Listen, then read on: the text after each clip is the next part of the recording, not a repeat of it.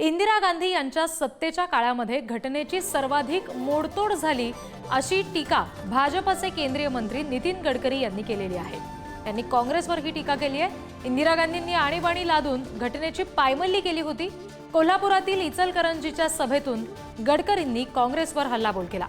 भाजपला संविधान बदलायचं आहे असं काँग्रेसचं खोटं नरेटिव्ह आहे असं नितीन गडकरी या सभेमधून म्हणालेले आहेत।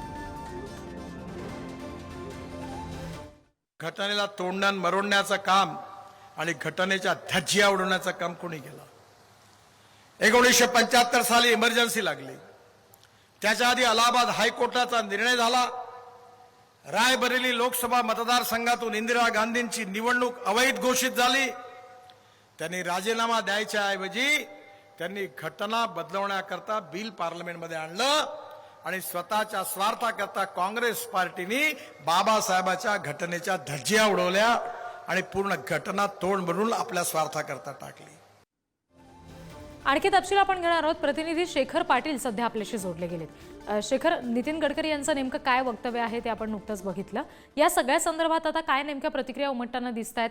कारण काँग्रेससाठी निवडणुकीच्या अगदी तोंडावर फार गंभीर आरोप म्हणावा लागेल हा भाजपकडून केला गेलेला।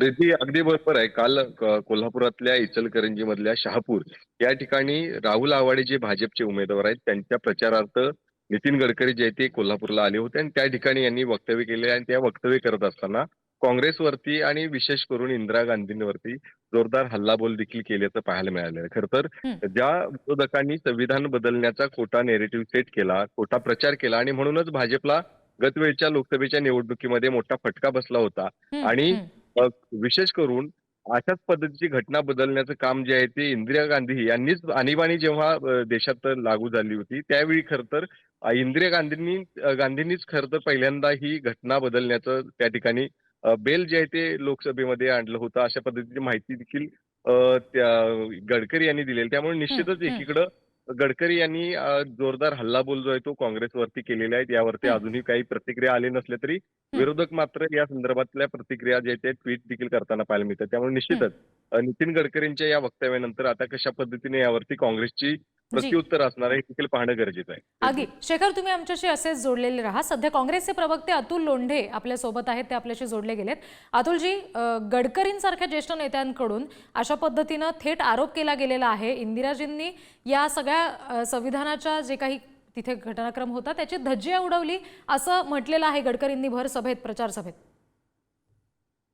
घटनेची जर कोणी धज्जिया उडवली असेल तर ती संघाच्या लोकांनी उडवलेली आहे आणि गडकरींना जर हे माहित नसेल तर त्यांनी ऑर्गनायझर आणि पांचजन्य जे आहे ते बघितलं पाहिजे। एक वेळा 1949 साली ज्यावेळेस घटना लागू होणार होती त्यावेळेस त्यांनी तो काळा दिवस पाळला, रामलीला मैदानावर घटना जाळली। घटनेच्या विरोधामध्ये ही घटना नाही तर मनुस्मृती हीच देशाची खरी घटना आहे असे म्हणणारे लोक इंदिरा गांधींवर आरोप लावत आहे। हो, आम्ही घटना दुरुस्ती केली ना, पण कशासाठी केली घटना दुरुस्ती?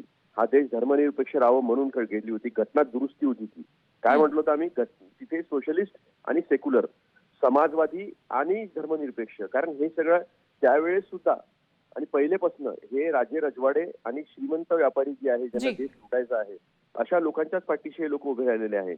आणि मग 44वी घटना दुरुस्ती जी मोरारजी देसाईंनी केली होती ती सगळे उलटवून लावलं होतं त्यांनी, तर ते काय होतं? महत्वाची गोष्ट केली पाहिजे की त्याच काळामध्ये घटनेचा मूळ गाभा, बेसिक स्ट्रक्चर आणि PIL लोकांच्या भल्याचे जे काही खटले आहेत जे PIL म्हणून आले भगवतीच्या काळामध्ये, ते 1975 मध्ये आलं।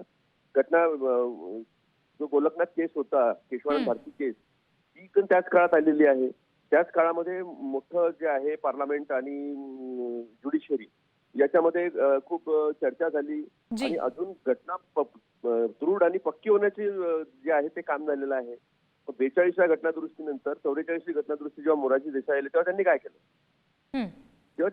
हे गडकरींनी सांगावं ना। हे घटना जी आहे ती पक्कीच होत गेली। 414चं पाठबळ जे आहे ते कोणालाच मिळालं, ते राजीव गांधींना मिळालेलं होतं। घटना ही पक्की आणि दृढ करत आणली आहे काँग्रेसनी। खऱ्या अर्थानं घटनाची पायमल्ली आता सुरू आहे।